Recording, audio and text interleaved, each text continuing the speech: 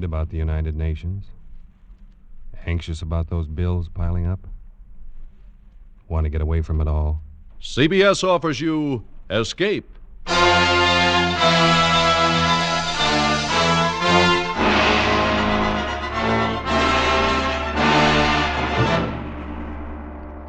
You are the victim of a native witch doctor, pursued from the west coast of Africa to the west end of London by the grinning face of a dead man. You are under the curse of a Porroh man. The Columbia Broadcasting System and its affiliated stations present Escape, produced and directed by William N. Robeson and carefully plotted to free you from the four walls of today for a half hour of high adventure. Tonight, we escape to the dark lowlands of West Africa and the mind of a man who scoffed at native magic, as H.G. Wells paints it in his gripping story, Pollack and the Porroh Man.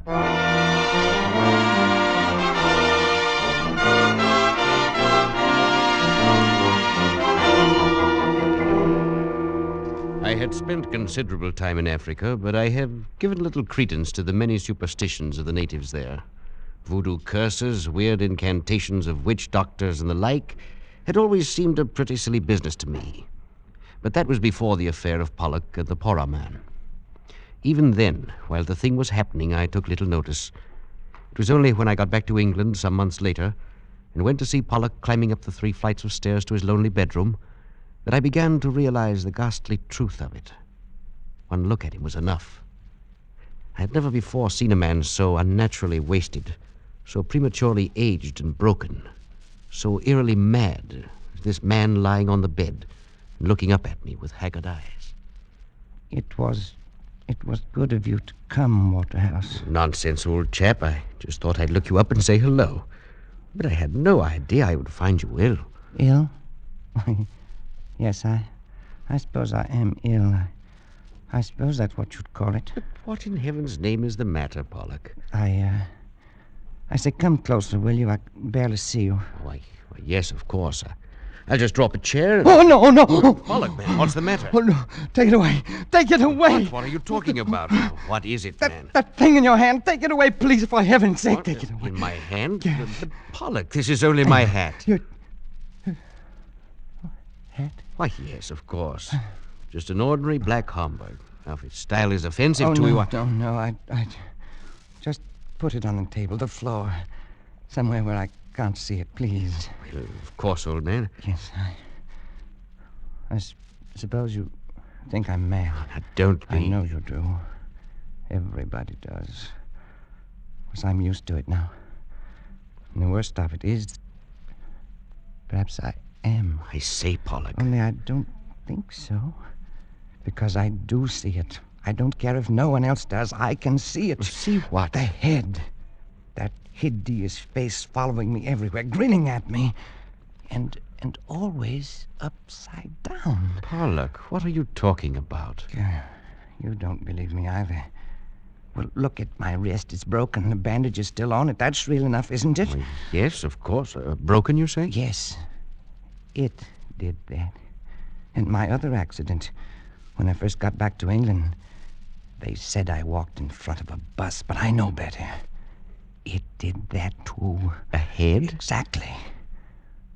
You wouldn't expect to see a man's head come rolling down the middle of a busy street in London, now, would you? Now, Pollack, you'd better lie back, rest a bit. I'll call a doctor. Oh, you too. And I thought you might understand.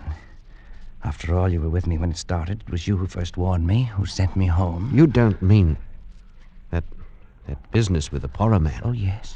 Yes, of course. You remember how it started? We were camped at that little village on the lagoon behind the Turner Peninsula.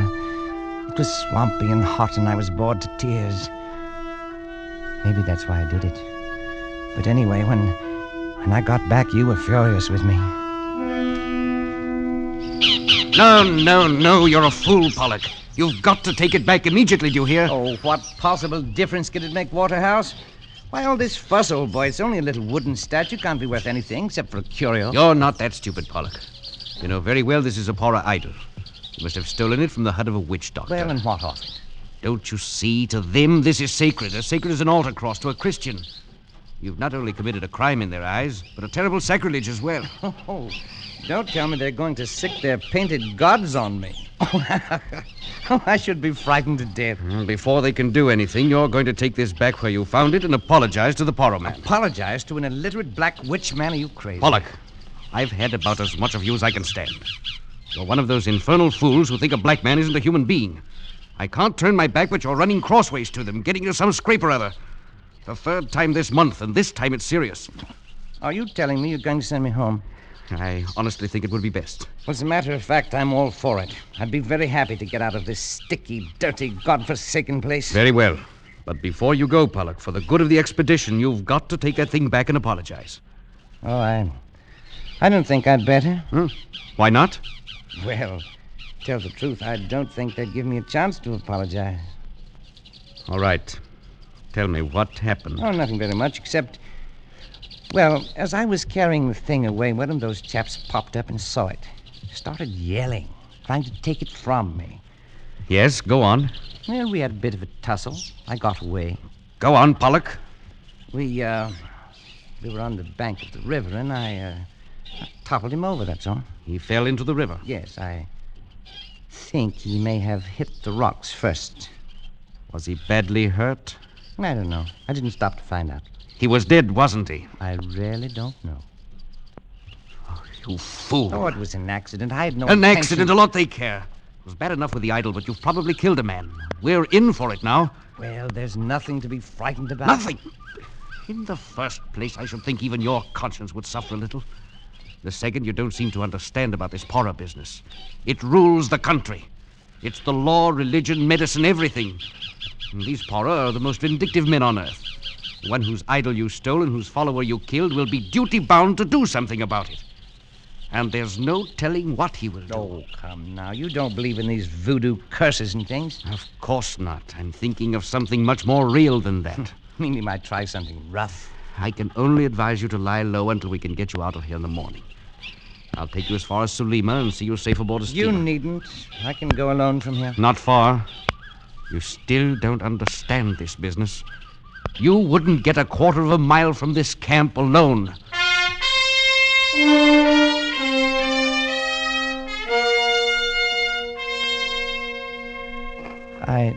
I still thought you were making a mountain out of a molehill, Waterhouse. But I must admit, I didn't sleep much that night. I lay there on the mat in my hut and listened to the sounds of the village. And then later to the noises of the night-wakening jungle. Sometime after midnight, I must have dozed off because I awoke with a start. For a moment, I was confused, but I sensed something wrong. And then, framed against the moonlight square of the door, I saw a hand upraised, and in it, a knife. Stop it! Stop or I'll shoot! Stop, you devil, you! Pollack, what is it? What happened? I missed the beggar, Waterhouse. I missed him. Who missed who? What happened? The Porroh man. Waterhouse, he was in my hut. He had a knife. He tried to kill me. Now, wait a minute. Wait till I find a light. There. Are you all right, man? Oh, I'm all right. I just saw it in time. I rolled aside and... Look. Eh? In my bed. The knife. Oh, that was a narrow one. Well, perhaps now you understand the seriousness of this. Waterhouse, I saw his face. He stopped just at the door for a second. He was crouched down and he looked back at me from under his arm. His face was etched clearly in the moonlight. It was upside down. I'll never forget it. I'll get you a drink. Listen, Waterhouse, listen. He glared back at me with his painted face upside down and streaked with those hideous scars they cut in their cheeks.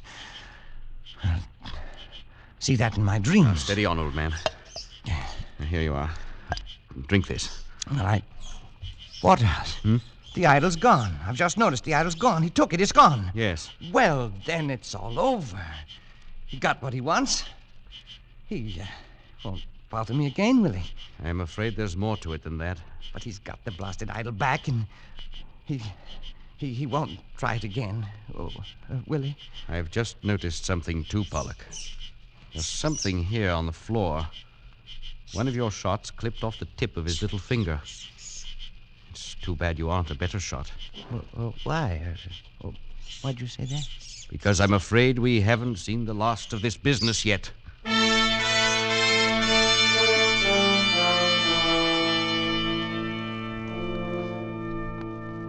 You were more right than you knew, Waterhouse. The next morning was only the beginning. We were standing by the river and supervising packing. I'm glad we're getting out of here. There's something brewing, or things wouldn't be so quiet. Oh, what would be brewing? A stink in a copper pot, probably. Dancing in a circle of skulls, putting curses on you. Oh, that. What can he do? How the devil should I know? They're versatile people. They know a lot of rum dodges. The best thing to do... Look out! Oh, man, that was close. What was it? One of their beastly poisoned arrows in the tree behind you. Missed your head by inches. No. It came from over there in the bush. Well, let's do something. Let's chase him something. No use now. Never find him in there. Best thing for us to do is to get out of here quick.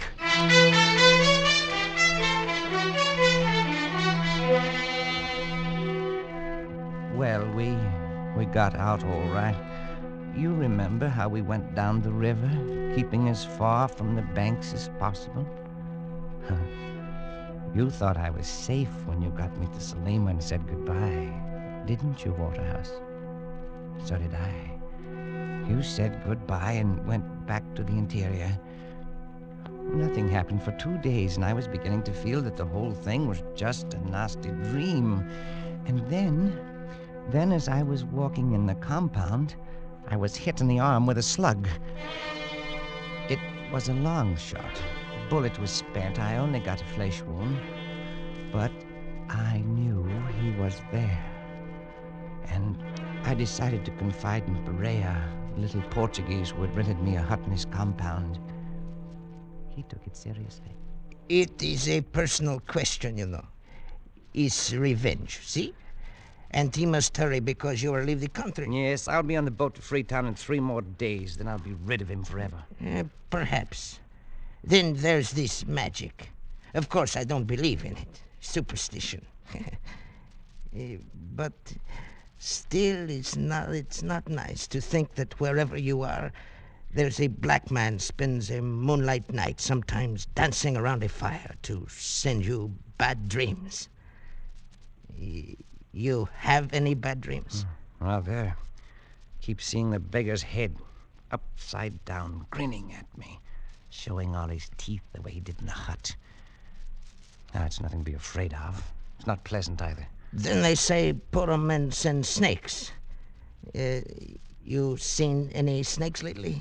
Well, only one. I killed one this morning on the floor under my hammock. Almost stepped on him when I got up. Of course, it is coincidence. Still, I would keep eyes open. Then there is the pains in the legs and arms. I thought they were caused by miasma. Probably they are. When did they begin? Why, 3 nights ago, the night... Oh, blast it, it's nonsense. If I could just meet this devil face to face, with a gun in my hand... You might shoot him. But then he might shoot you. I think he do not want to kill you. Anyway, not yet. Their idea is scare and worry a man with their spells and narrow misses and pains and bad dreams and all that until he's sick of life. Of course, it's all talk, see? You must not worry about it. No, of course not. But... I wonder what he'll be up to next. Perhaps it is I who shall be up to something. What do you mean? Never mind. But I'm not one to just sit and take this.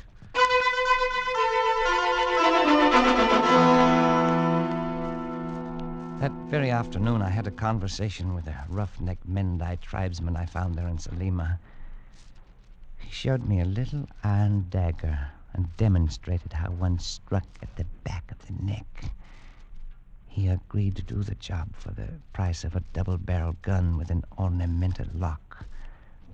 I went back to Porroh's, feeling better than I had in days. That night, the Portuguese and I were sitting in his living room playing cards, when suddenly the Mendai rough strode in without so much as a knock. Who is it? What do you want? Oh, it's you. Have done what you tell me. Have proof. What is it you have in the package? Is that blood dripping? Proof. Here. His head. Oh, no. This man you want. Now I get gone. You didn't have to bring this. I didn't ask for such proof. You mean, Senor Pollack, you got him killed? You did not kill him yourself? Why should I? But he will not be able to take it off now. What do you mean, take it off? Look at the cards. They are all spoiled with this blood. What do you mean, take what off? You must send me a new pack from Freetown. You can't buy them there. Take what off? It is only a superstition, I forgot. The natives say if the witch, he was a witch, but it is all rubbish. Go on. Well, they say you must make the Porroh man take the curse off or kill him yourself. It is very silly. Gun. No. Yes. I'll make it 2 guns if you'll take that beastly thing away. No. 1 gun. No. All right. Freya, that gun you have for sale, give it to him. I have the money right here. Yes. Over here. Now, take it and go. Thanks. It is funny how the head sits upside down. Just the way I saw him that night. Just the way I see him in my dreams. Like it was weighted that way. You will take him with you when you go. Maybe take him now. My cards are all spoiled.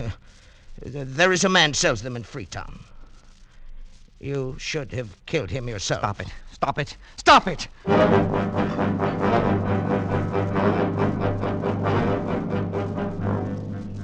I took the thing to my hut, and no matter what I did, it always came to rest upside down and glaring at me. I got a shovel. I buried it in the soft earth behind the hut. But in the middle of the night, I was awakened by some sound in my room. Oh, what is it? Who's there? Speak up or I'll shoot. Oh, a dog. Only a dog.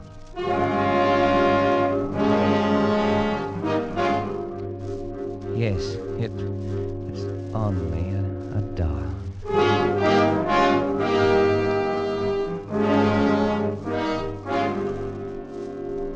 But in the morning, when I awoke and started to get out of bed,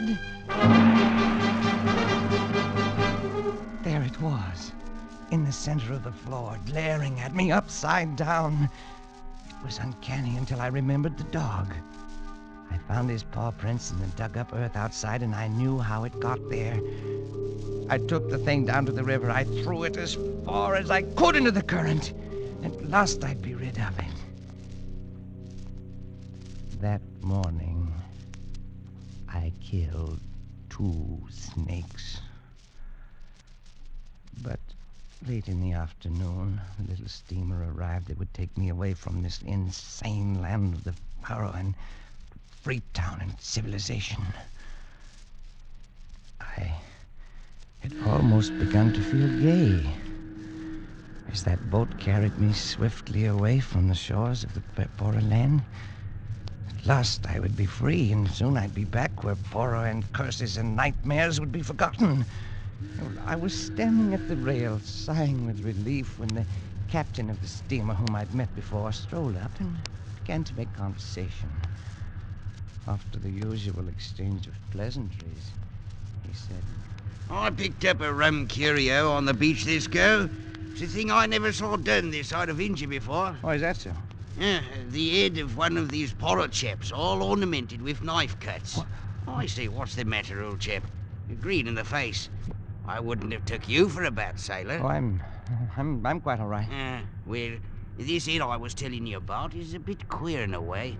I've got it in a jar of spirits in my cabin, and I'm hanged if it don't float upside down. What? Here I say, old chap, what's the matter? Stuart! Stuart! That was the last straw, I suppose. Something seemed to snap in my brain. And for the rest of the voyage, I lay there in the bunk, staring at the ceiling. And I had the strange sensation that the boat was made of glass, transparent, and that I could see up through the ceiling into the captain's cabin, see the Porroh man's face floating in a jar of alcohol upside down, grinning at me.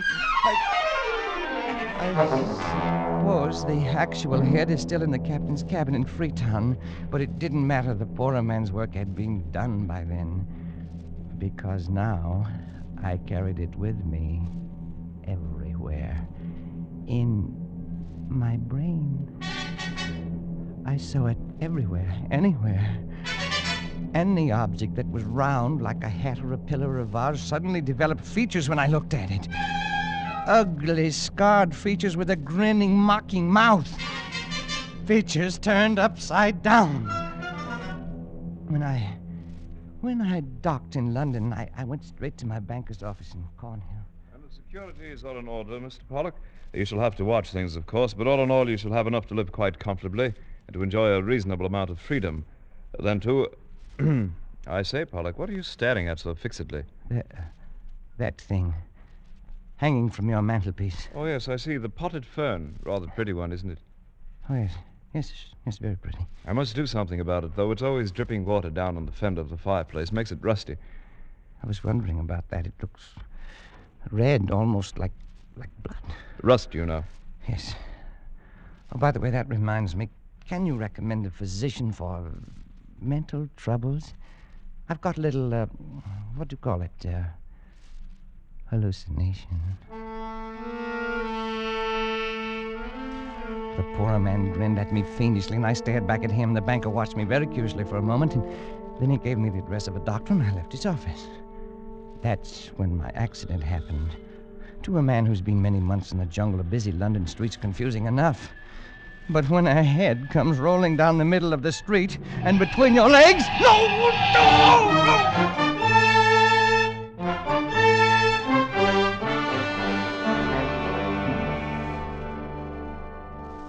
I was in the hospital for weeks. The only permanent injury, however, was the loss of the tip of my little finger. By strange coincidence, the same fingertip of the left hand that I'd shot off the Porroh man that first night. Well, even in the hospital, the Porroh man was with me all the time, everywhere. The doctors couldn't help me. My friends couldn't either. So I tried cycling in the country. But that thing kept rolling along beside me and getting tangled up in the wheels and spilling me. That's how I got the broken wrist. Well, the worst came only last week. I'd just come back from a long walk, hoping to be tired enough to go to sleep. And as usual, that bronze vase was over there in front of the big French window. And it... well, perhaps the Porroh man enjoys the view of the street 3 floors below.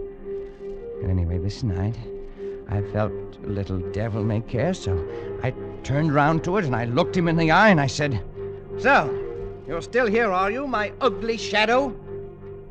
Yes, Pollack, I'm still here. What did you say? I said I'm still here. And I always will be. No, not that too, not that, no.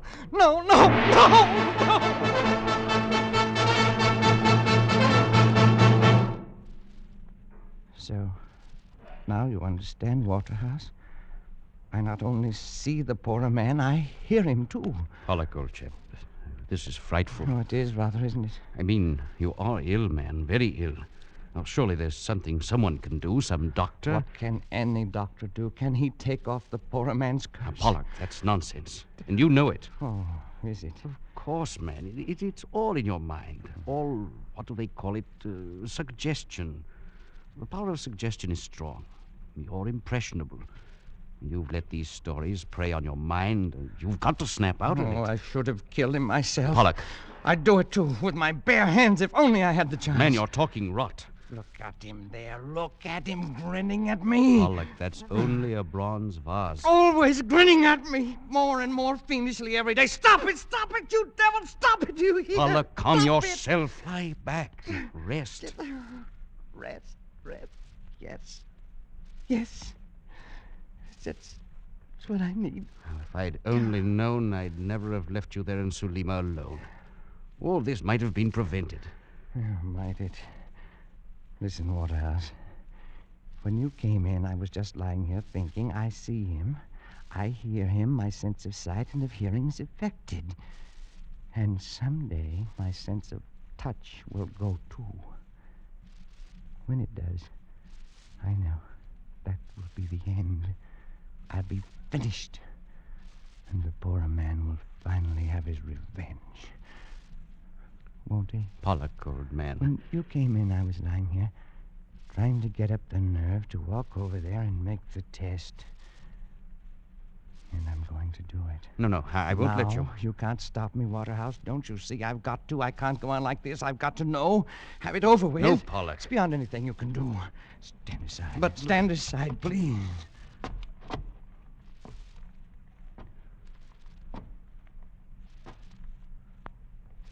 Now. Come back to bed, Pollack. That window is open. If you have a Never fever- mind. This is just an ordinary bronze vase. Isn't it, Waterhouse? Pollack, don't do it. I know it's only a bronze vase. I know that when I will feel only cold metal when I reach out and touch it. I know. Like this. Oh, no! Pollack, look out! That window! You're backing into that window! Pollack!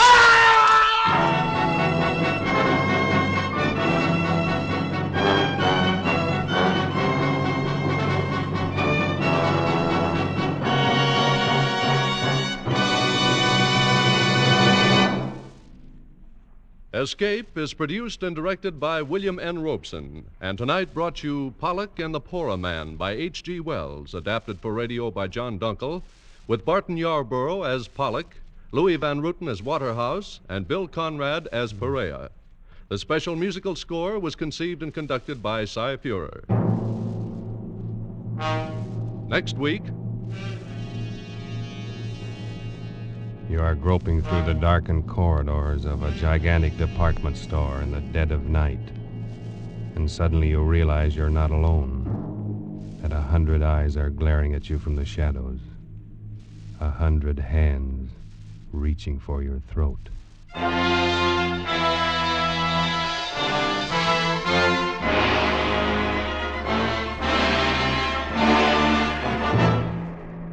next week, Escape with John Collier's eerie story, Evening Primrose.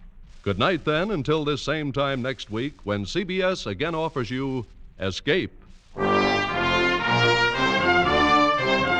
This is CBS, the Columbia Broadcasting System.